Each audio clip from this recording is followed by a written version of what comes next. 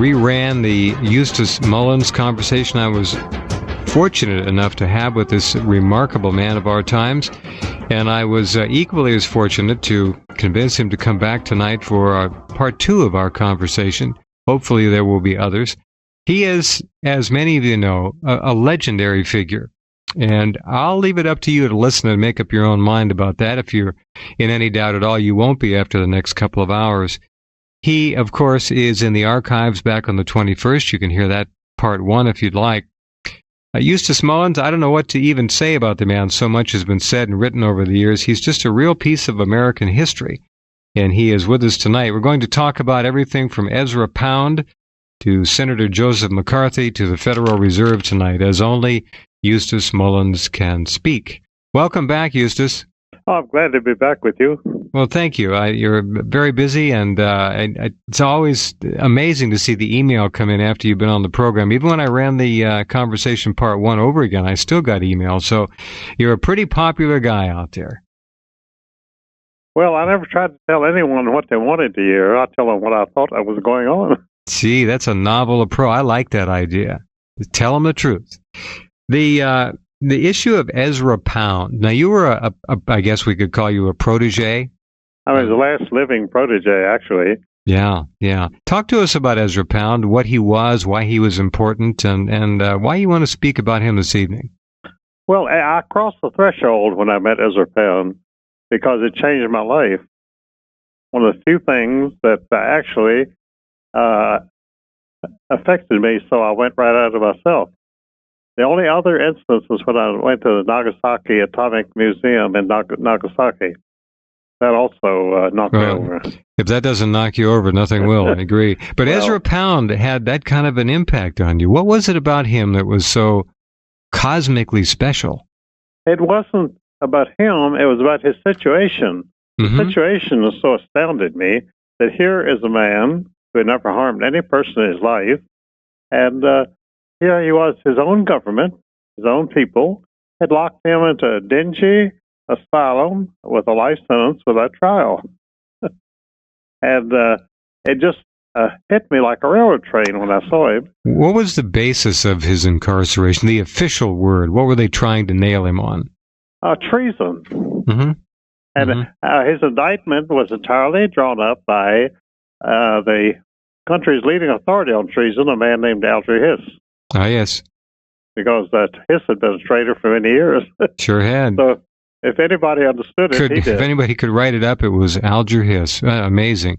Well, the Hiss and Nixon twosome, as it were, in history is well known by a lot of people.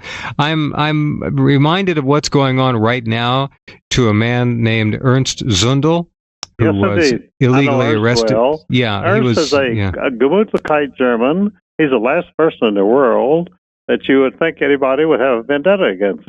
Yeah. But boy, he has been through more than I have.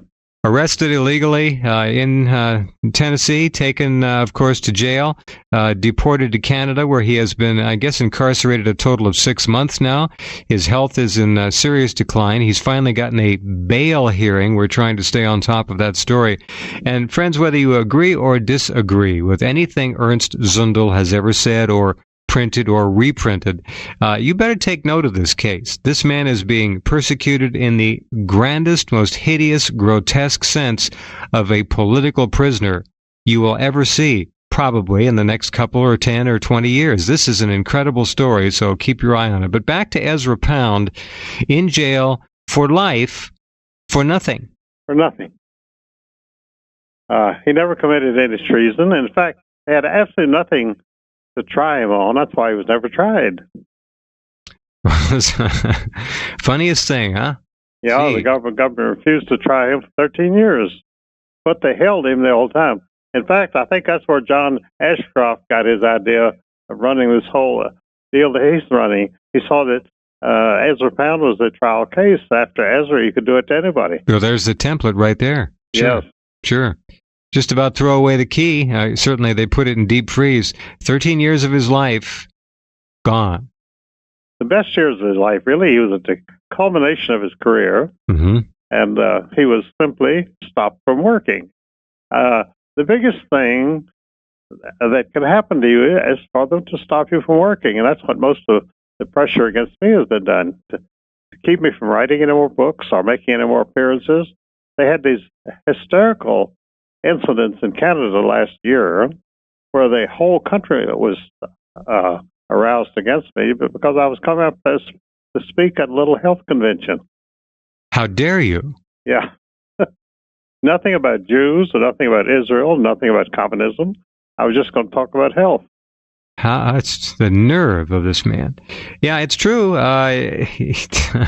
It's remarkable what happens to people who, at one point or another, do criticize current regime in Israel or other issues that may be politically incorrect. You have paid an incredible price about that. What happened in the Canada situation? What was the outcome? Oh, well, they did not deport me, and they did not arrest me, although they claimed they were looking for me to arrest me a number of times. The carloads of Secret Service or whatever they are were driving up and down looking for me. And they had heard that was one place, and they couldn't find me, and they go somewhere else looking for me. And meanwhile, I was just walking around enjoying the scenery. Pretty good intelligence service, eh? Yeah. Gee. Well, it's like all intelligence services. They're all exactly alike, and they work together, and they are just all as bumbling and inefficient. You know, why is it that we still have, Eustace Mullins, this image of a highly efficient, competent, leave no stone unturned, very clever and cunning intelligence agency? Whichever agency it may be, we've got this image that these people are nearly flawless, when in point of fact, the opposite is usually true. Well, I think it's always true. All right. Well, I was giving him a benefit there that you're not willing to. The Dulles boys are typical of that. Well, the Dulles boys had as big an impact on the United States for about a third of a century as any two brothers have ever had. That's for sure. Well, they were always organized, and they were focused, and they always managed to do what they were doing. Come hell or high water, they did it. They did it. And I don't think they had any goals at all. I never could see that either one of them had any goals. Now, that's an interesting statement. They were just doing it because they could do it. Well, they were doing it because they were successful Wall Street lawyers, and they could make a lot of money and have a lot of influence and power by running errands for the Wall Street gang and various international people. You know, the Dulles boys met with Adolf Hitler right after the elections of 1933.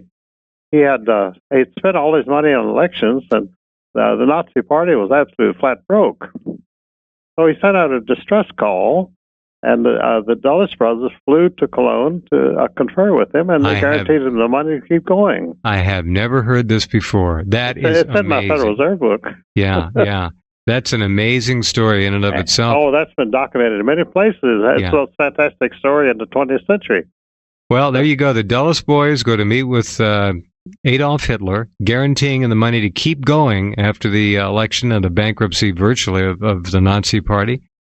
And they did it. Now, how does Prescott Bush figure into this issue? He was, of course, busted twice during the war on charges of what amount to trading with the enemy, otherwise being involved with the alleged enemy during World War II, that being, of course, the government of Germany. So was there a tie between Prescott Bush and the Dulles brothers, or are these just two different monetary entities reaching out and connecting? They were all working together. Okay. A very unified group. They were mostly, you could call them the Rothschild-Rockefeller group. You see, just like that, the Cologne meeting in 1933, the Cologne meeting was not to bail out Hitler. They were intended to guarantee World War II. Oh, they wanted that for sure. So without Hitler, there'd be no World War II. That's right. And a lot of people have been very disappointed if that happened. Nobody gets rich. 50 million people don't get killed. Uncle Joe Stalin doesn't become our best buddy for a while. All our nuclear secrets can't be flown out of the country to the Soviet Union during the war. And yes, they were. If you ever read Major Jordan's diaries, which I'm sure you have, Eustace, years ago. Oh, yes. Major Jordan's diaries is a terrific book. Now, that's another book that ought to be standard reading in every high school history class and college class. I haven't seen it around for years. I don't think anybody carries it anymore. I have a copy. Very briefly, Major Jordan was an American military man who was put in charge of one phase or another of flights of cargo aircraft, which departed from, what was it, Montana or Wyoming, Eustace? And they flew the long route into the Soviet Union through the back door. They flew for years and years and years. And Major Jordan got, at one point, real irritated at what was going on because he wasn't allowed to know what the manifests were. All he could see were these, in many cases, locked satchels with I guess they were sealed and locked, and so forth, boxes and boxes of material. So at one point, now the crews were American, the pilots were American, but the security people in the aircraft were usually Soviet soldiers. So he went into the back with some American GIs and demanded that one of these boxes or several be opened. So Major Jordan watched these flights month after month. I forgot how long he was on duty there, but he was our liaison. Again, Soviet personnel in the air, our aircraft, these are our planes, our pilots are flying them, Soviet guards in the back, and these sealed containers, sealed boxes, sealed satchels were going out week after week, month after month, year after year during World War II. What were they? What was in there? Well, Major Jordan went in with some guards and actually had the GIs put their, I guess they were M1s, right on the Soviet guards, and they apparently were at one point used as begging, please not to open the crates. Please don't do this. Don't open these boxes. Don't open these satchels. And he said, "The hell with you, get out of the way." And he went and opened them up. And you want to give us just a thumbnail of some of the items, some of the kinds of things that were in there that we were sending to the Soviets? Well, as my memory serves, it was principally samples of uranium. Not only were there nuclear materials. Yeah, nuclear material. But there were plans, there were scientific papers, there were research documents, there were complete maps of all strategic installations of energy, of roadways, of communications, of transportation, basically the entire infrastructure of the United States of America, from its top secret nuclear weapons program right on down, were being shipped to the Soviets during World War II. Now this you can take to the bank. I am not exaggerating. You read Major Jordan's diaries. I guess he published that book in the 1950s originally. Yes. Look, treason doesn't even come close to what was going on in World War II. And if you think these flights weren't going on without the knowledge of the highest levels of the American government, you're wrong. Well, I have to interject something in here. Sure, please. At the time, Stalin was not the head of the United States at that time. Averell Harriman was the head of Russia. And Averell Harriman was running Russia while Franklin D. Roosevelt and his three communist boys were running Washington. Yeah, I like the way he always turns this around. Averell Harriman, again, that nice man from Pennsylvania, was actually running much of what was... The whole of World War II was an orchestrated slaughter. Done for the profit of the elite, and they made... Well, now it would probably be $1 trillion. Who knows how much? God only knows how much money. Oh, they've been riding on it ever since. And the Cold War, 50 years of the Cold War, was another, essentially a hoax. It was all set up, all of it. No accidents. Well, Norman Potteridge says in his autobiography that the whole purpose of the Cold War was to keep us on an enormous defense budget, sure, so that we could send enough armaments to Israel to enable Israel to survive against the Arabs. Israel picked up the ball pretty quickly on its own and is now probably the fifth ranking world's thermonuclear power. They have through all three tiers of delivery systems for nuclear weapons, of course. They also have chemical and biological weapons, which are probably second to none.